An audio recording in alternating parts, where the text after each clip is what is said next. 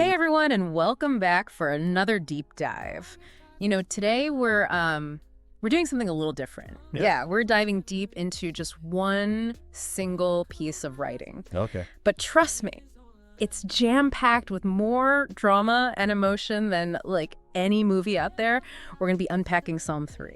Oh, excellent choice. This one's attributed to King David, written during a crazy tough time in his life. It's one of those songs that's just resonated with people for forever. Yeah, especially people facing their own struggles. Absolutely. Their own battles. And it doesn't pull any punches right from the start.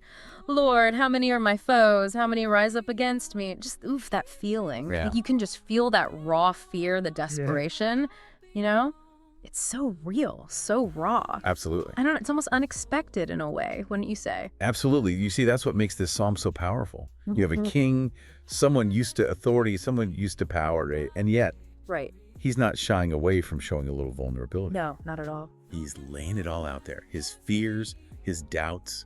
It's in that humanness that we find a connection even after thousands of years. Thousands of years, that's right. He chooses trust.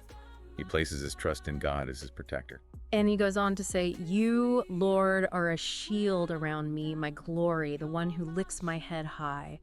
And the imagery, so powerful. It really makes you think, What does it actually look like for someone to have their head lifted by God, right in the middle of all that?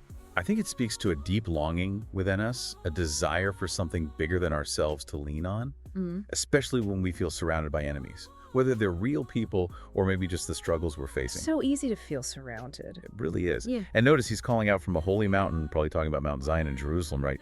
It was seen as this place of refuge where God's presence was. Yeah.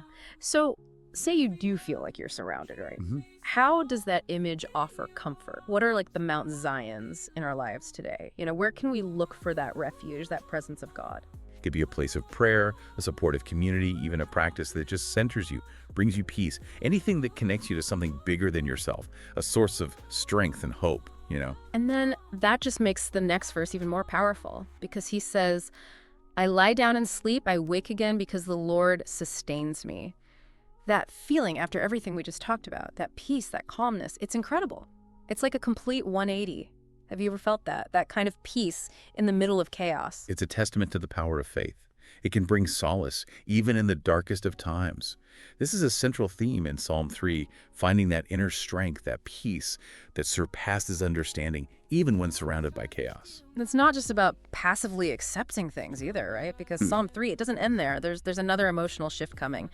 Because, bam, verse 7 hits you with, Arise, Lord, deliver me, my God, strike all my enemies on the jaw, break the teeth of the wicked. Wow. Whoa, talk about a change in tone. Right. We went from peaceful sleep to, some pretty intense stuff.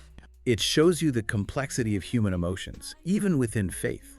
We don't have to suppress anger or the desire for justice. And it's important to keep in mind, the violence in those images, it was common in ancient Near Eastern literature. It doesn't necessarily mean God endorses violence, but it highlights the raw emotion, the plea of someone crying out for help, for justice. And ultimately, it culminates in this beautiful, beautiful message of hope. From the Lord comes deliverance. May your blessing be on your people. It's like zooming out from a personal struggle to this bigger picture, this reminder that we're all connected. It's a message that goes beyond just one person. It offers a vision of collective hope and reminds us that even in darkness, deliverance and blessing are possible. It's incredible, really. This short psalm covers so much. We journey from fear to faith, vulnerability to this plea for justice, and then end on a note of universal hope. It really makes you think, even after thousands of years, the emotions, the struggles we face as people, they haven't really changed that much. Exactly. It's kind of timeless, It is. So I hope as you go about your day, you'll think about how this ancient text speaks to the anxieties and challenges you face in your own life. What does it mean for you to seek refuge and strength in a higher power in today's world? What does that look like for you? Yeah, really something to think about. Lift me